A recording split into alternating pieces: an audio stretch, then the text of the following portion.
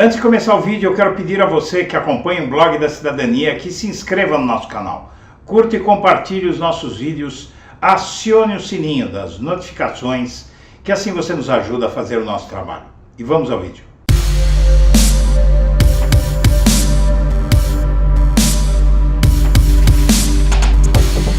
Bom dia, senhoras e senhores. Hoje é 6 de janeiro de 2023, são 8 horas da manhã. E o que esperar do retorno de Jair Bolsonaro ao Brasil como ex-presidente? Apelidado de Capitão Fujão pelos aliados ou ex-aliados que ficaram furiosos com ele, a situação política e da popularidade do ex-presidente está muito ruim. Piorou absurdamente após a fuga dele, inclusive entre aliados. Não é só apenas entre o eleitorado. Há a perspectiva de que alguma próxima pesquisa mostre uma forte queda de Bolsonaro, a julgar pelo desempenho dele nas redes sociais e também, além das redes sociais, entre aliados. O partido de Bolsonaro, o PL, já traçou planos para quando ele retornar ao Brasil, se é que vai retornar ao Brasil. O que deve ocorrer até o início de fevereiro, segundo ele disse, antes de fugir do Brasil, de viajar um dia antes para os Estados Unidos do que ele tinha prometido. De acordo com integrantes do partido Bolsonaro ouvidos pela equipe, a situação dele é essa.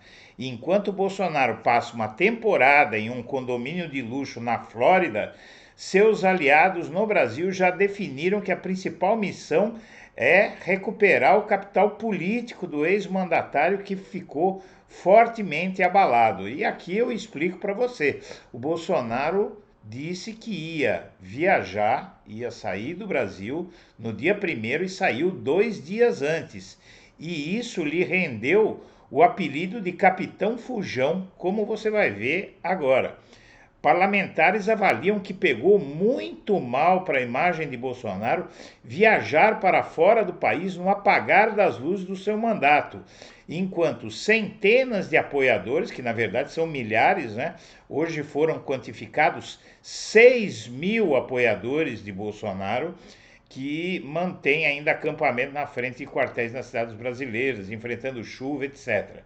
Conforme informou a colunista Bela Megali, o comportamento de Bolsonaro lhe rendeu o apelido de Capitão Fujão entre membros de partidos da própria base do Bolsonaro. Para aliados, Bolsonaro não apenas abandonou sua estridente militância e submergiu nas redes sociais, como saiu do país sem dar uma mensagem de conforto e alento aos simpatizantes que ainda não aceitam a derrota no voto popular nas últimas eleições. Abre aspas, ele não falou tudo o que se esperava dele, resumiu um aliado. Em sua última live como presidente, Bolsonaro chorou, condenou atos terroristas e falou, ou melhor, atacou o governo Lula, que nem tinha começado. Coube ao presidente nacional do PL, Valdemar da Costa Neto, transmitir uma mensagem nesse sentido em vídeo divulgado pela própria legenda, apesar de ser visto com desconfiança pelo bolsonarismo raiz. Com o aguardado retorno de Bolsonaro ao Brasil, aliados querem que ele cumpra um roteiro que relembre seus tempos áureos de popularidade, arrastando multidões para eventos e ganhando recepções acaloradas em aeroportos. O fato é que isso não vai ser muito fácil, mesmo que o Bolsonaro volte ou voltasse, o que é algo cada vez mais distante. Segundo interlocutores, Bolsonaro já melhorou de humor e demonstrou disposição de voltar para o ringue político, e isso dizem os aliados dele. Mas a dúvida é saber como vai reagir essa parcela de bolsonaristas que se sentiram traídos pela postura do ex-chefe do executivo de arrumar as malas para os Estados Unidos. Os planos do PL prevêem que o ex-presidente inicie ainda nesse semestre um tour de viagens pelo Brasil afora, a começar pelo Sudeste, região que os bolsonaristas consideram que foi fundamental para a sua derrota nas eleições. Valdemar conta com Bolsonaro e as verbas turbinadas do fundo partidário para conseguir alcançar a meta de eleger 1,5 mil prefeitos nas eleições de 2024. Atualmente, a legenda controla 352 prefeituras, sendo apenas uma capital, Maceió, cujo prefeito não se elegeu pelo partido.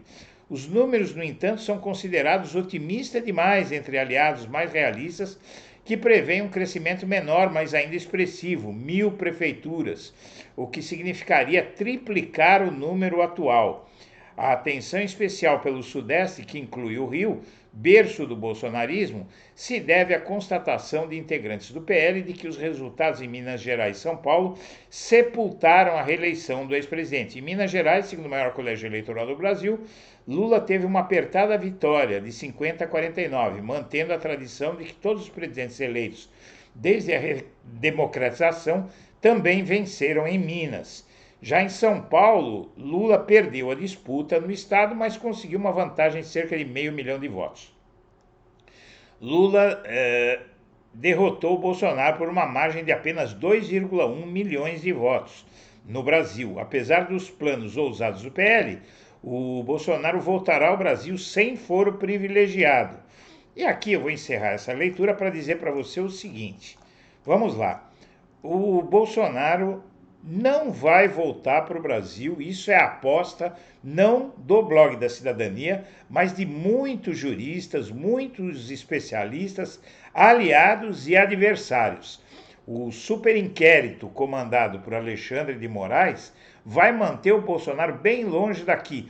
Ontem, por exemplo, a revista Isto É, no período da tarde, publicou uma matéria dizendo que o Bolsonaro vai para a Itália, o que também é meio contraditório, porque há uma forte oposição na Itália a uma volta de Bolsonaro. Mas o fato é que o Bolsonaro já perdeu muito, mas muito capital político, não só entre eleitores, mas também entre aliados. E com a provável fuga do Bolsonaro, dificilmente a popularidade dele um dia vai chegar a ser sequer perto do que era. E o governo vai rever a anistia negada por Damares a Dilma na gestão Bolsonaro. A Dilma teve o requerimento pelo direito de ser anistiada e indenizada por ter sido presa e torturada pela ditadura, negado pela comissão de anistia passada, sob o comando de Damares Alves.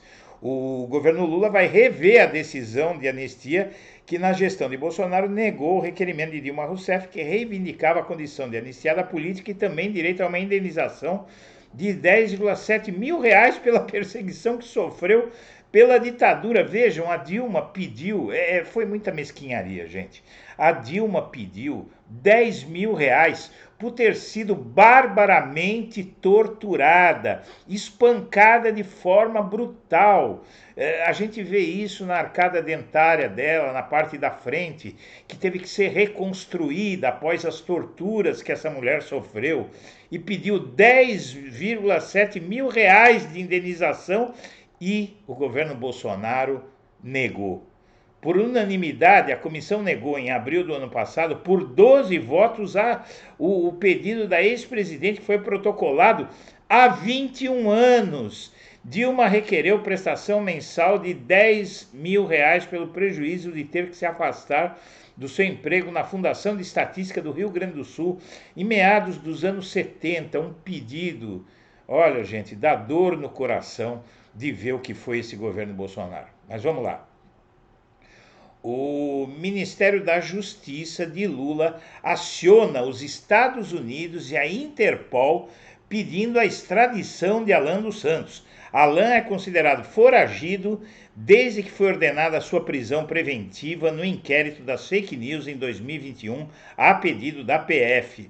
O Ministério da Justiça de Lula procurou o governo dos Estados Unidos e a Interpol em Lyon, na França, com o objetivo de acelerar o processo de extradição do bolsonarista Alan dos Santos, que está foragido desde 2020 após pedido de prisão pelo STF. Até o momento, a pasta de Flávio Dino fez um primeiro contato de aproximação. Alvo de apurações que tramitam no STF sobre a existência de uma milícia digital para atacar as instituições, ele é considerado foragido desde que foi ordenada a sua prisão no inquérito das fake news em 2021 a pedido da Polícia Federal. E, na verdade, ele não foi extraditado ainda, apesar da decisão do STF, simplesmente porque é o governo do Brasil que tem que conduzir esse processo. Tem que pedir ao governo norte-americano a extradição do sujeito e também fazer gestões junto à Interpol para que ele seja caçado no mundo inteiro. E o Bolsonaro, obviamente, não fez isso, apesar da decisão do STF. Agora acabou a festa do conhecido gengivudo. E não há base legal para essa ocupação, diz Dino, sobre os acampamentos no QG. Eu vou, como de costume, simplificar para você.